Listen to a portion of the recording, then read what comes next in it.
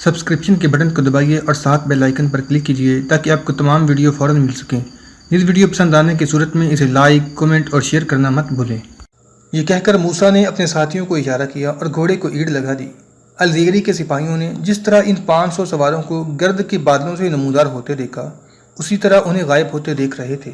بدر بن مغیرہ کو جب یہ اطلاع ملی کہ غرناطہ کی باقی تمام فوج فیصلہ کن جنگ لڑنے کے لیے لوشا کے نواح میں جمع ہو رہی ہے، تو اس نے کرتبہ کے لشکر پر آخری ضرب لگانے کا فیصلہ کیا اور اپنے نائب منصور بن احمد کو پیغام بھیجا کہ وہ 2000 سواروں کی ہمراہ کرتبہ کے لشکر کی عقب میں پہنچ جائے۔ منصور بن احمد اپنے راستے کے شہروں اور بستیوں کو تاراج کرتا ہوا ایک حیرت انگیز رفتار کے ساتھ کرتبہ کے لشکر کی عقب میں جا نکلا۔ بدر بن مغیرہ نے اس کی اطلاع ملتے ہی اپنی پیادہ فوج کو چند میل پیچھے ہٹا دیا اور سواروں کو دشمن کے میمنہ اور میسرہ پر حملہ کرنے کا حکم دیا۔ کرتبہ کے سپہ سالار نے مسلمانوں کی پیادہ فوج کے پیچھے ہٹنے سے یہ نتیجہ اخذ کیا کہ سرحدی عقاب بھی الزغل اور الزیغری کی طرح لوشا کی جنگ میں حصہ لینے کے لیے یہ محاذ خالی کرنے کا ارادہ کر چکا ہے۔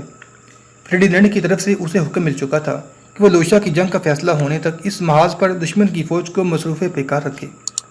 ابھی تک وہ منصور بن احمد کی آمد سے بے خبر تھا۔ اس نے قلب لشکر کے سواروں کو پیچھے ہٹنے والی پیادہ فوج کا تعاقب کرنے کا حکم دیا، لیکن اتنی دیر میں پیادہ فوج کے تیر انداز یہ خندق کے پیچھے مورچے بنا کر بیٹھ گئے تھے۔ کرتبہ کے نیزہ بازوں کو خندق کے قریب پہنچ کر تیروں کی بارش کا سامنا کرنا پڑا اور ان کے سپہ سالار کو پیچھے ہٹنے کے سوا کوئی راستہ نظر نہ آیا۔ لیکن اتنے میں منصور بن احمد عقب سے حملہ کر چکا تھا اور کرتبہ کے عقبی دستے پیچھے سے مار کھا کر اپنے قلب لشکر کو آگے دھکیل رہے تھے۔ دائیں اور بائیں بازو سے بدر بن مغیرہ اور عقب سے منصور بن احمد کے سوار کرتبہ کی فوج کو ایک تنگ گھیرے میں لے چکے تھے اور ان کے سامنے وہ خندق تھی جس کے پار تیر اندازوں کے مورچے تھے۔ کرتبہ کی فوج کی حالت اس کشتی سے مختلف نہ تھی جسے سمندر کی طوفانی لہریں ساحل کی چٹانوں کی طرف دھکیل رہی ہوں۔ افراتفری کی عالم میں کرتبہ کے سینکڑوں سپاہی اپنی فوج کے بدحواس گھوڑوں کے پاؤں تلے روندے گئے۔ سینکڑوں سوار گھوڑوں سمیت خندق میں جا گرے۔ سپاہی اپنے افسروں اور افسر اپنے سپاہیوں سے بے خبر تھے جو فتح کی امید میں انتہائی بہادری کے ساتھ لڑ سکتی تھی، مایوسی کی عالم میں ہمت ہار چکی تھی۔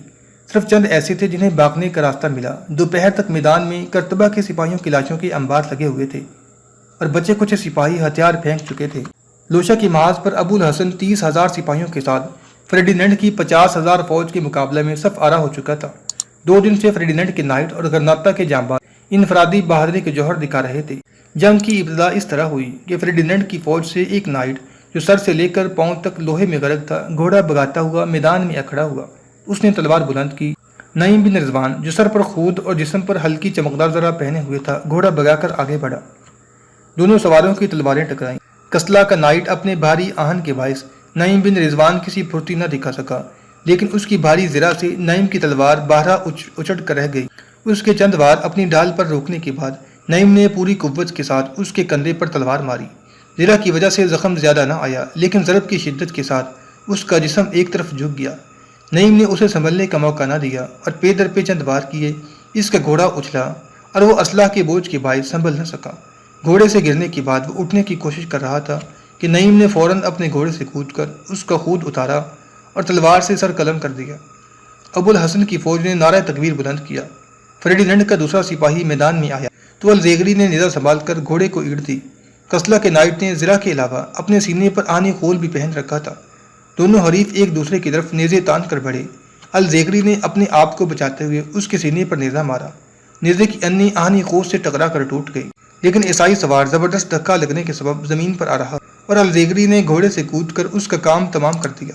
اپنے 2 بہادروں کا یہ انجام دیکھ کر فریڈینڈ نے عام حملے کا حکم دیا۔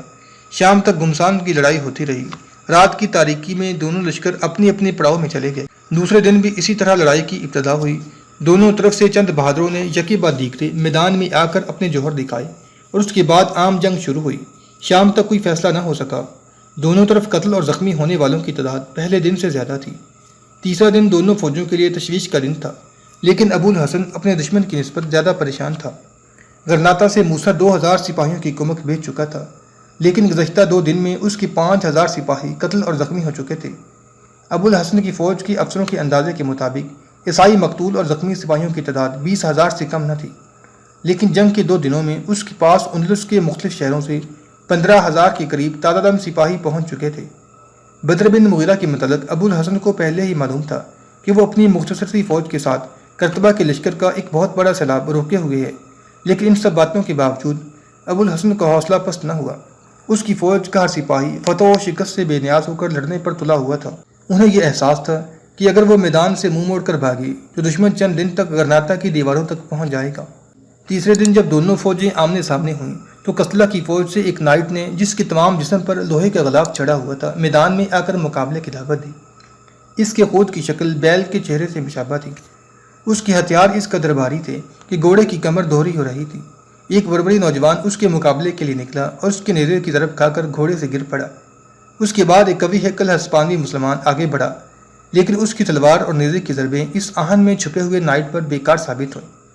تھوڑی دیر میں یہ نائٹ اپنے دوسرے مد مقابل کو بھی قتل کر چکا تھا اور فریڈیننڈ کے سپاہی مسرت کے نعرے لگا رہے تھے۔ آہن پوش نے اپنی تلوار بلند کرتے ہوئے میدان میں ایک چھوٹا سا چکر لگایا اور غرناطہ کی فوج کی طرف منہ کر کے اپنے نئے مد مقابل کا انتظار کرنے لگا۔ نعیم بن رضوان ابو الحسن سے اجازت لینے کے لیے آگے بڑھا، لیکن اتنی دیر میں ایک طرف سے ایک سوار نمودار ہوا۔ اس کا پسینے میں بھیگا ہوا گھوڑا یہ ظاہر کر رہا تھا یہ کہیں دور سے آ رہا ہے۔ اس کا لباس بھی غرناطہ کے سپاہیوں سے مختلف تھا۔ زرہ کی بجائے جسم پر سفید قبا تھی اور خود کی بجائے سر پر امامہ تھا، اور آنکھوں کے سوا اس کا باقی چہرہ سرخ رنگ کے نقاب میں چھپا ہوا تھا۔ اس نے غرناطہ کی فوج کی صفوں سے آگے نکل کر ایک لمحہ کے لیے اپنا گھوڑا روکا اور اپنی چمکتی ہوئی تلوار نیام میں ڈال لی۔ لوگوں کو خیال ہوا کہ وہ نیزے سے حملہ کرے گا، لیکن اس نے نیزہ بھی زمین میں گاڑ دیا۔ دونوں طرف تماشائی اس کی اس حرکت پر حیران تھے۔ نقابپوش نے اچانک گھوڑے کو ایڑ لگائی۔ عیسائی آہن پوش نیزہ تان کر اس کی طرف بڑھا، لیکن وہ کترا کر آگے نکل گیا۔ اپنے تیز رفتار گھوڑے کو ایک چھوٹا سا چکر دینے کے بعد نقابپوش دوبارہ اپنے مد مقابل کی طرف متوجہ ہوا، اور وہ لوگ جنہوں نے ایک لمحہ پیشتر اسے خالی ہاتھ دیکھا تھا اب اس کے ہاتھ میں ایک کمان دیکھ رہے تھے۔ قبل اس کے آہن پوش گھوڑا موڑ کر اس کی طرف متوجہ ہوتا، اس نے بجلی کی سی تیزی کے ساتھ آگے بڑھ کر پھندا اس کے گلے میں ڈال دیا۔ ہسپانیہ کا یہ نائٹ جو طاقت اور بہادری میں اپنا ثانی نہیں رکھتا تھا، جسے بھاری اسلحہ کے باعث 4 آدمیوں نے مشکل سے گھوڑے پر لادا تھا، ایک چٹان کی طرح گھوڑے سے گرا۔ کمند کا دوسرا سرا نقابپوش کے گھوڑے کی زین کے ساتھ منسلک تھا۔ غرناطہ کی فوج قسطلہ کے آہنی انسان کی بے بسی پر مسرت کے کہکے لگا رہی تھی۔ نقابپوش نے آن کی آن میں اسے گھسیٹ کر ابو الحسن کے پاؤں میں لا ڈالا اور چہرے سے نقاب اتارتے ہوئے کہا، میں کرتبہ کے محاذ سے فتح کی خوشخبری لے کر آیا ہوں۔ ابو الحسن مسرت سے بے خود ہو کر چلایا، بدر، جس فتح کا تم پیغام لے کر آئے ہو وہ یقیناً شاندار ہوگی، لیکن مجھے فتح سے زیادہ تمہارے آنے کی خوشی ہے۔ میں تائید غیبی کا منتظر تھا، کتنی فوج بچا کر لائی ہو۔ صرف 500 سپاہیوں کا نقصان ہوا ہے، لیکن ساتھ ہی فوج میں 2000 کا اضافہ ہو گیا ہے، منصور بھی پہنچ چکا ہے۔ ابو الحسن نے اچانک پریشان سی صورت بناتے ہوئے کہا، لیکن فوج کو ساتھ کیوں نہیں لائی؟ آج کا دن فیصلہ کن ہے۔ بدر نے جواب دیا، آپ فکر نہ کریں، وہ تھوڑی دیر تک پہنچ جائیں گے۔ الزغل نے نعرہ تکبیر بلند کرتے ہوئے کہا، مسلمانوں، آج کا دن تمہارے لیے مبارک ہے۔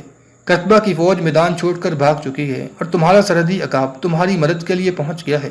سپاہیوں نے سنتے ہی مسرت کے نعرے بلند کیے۔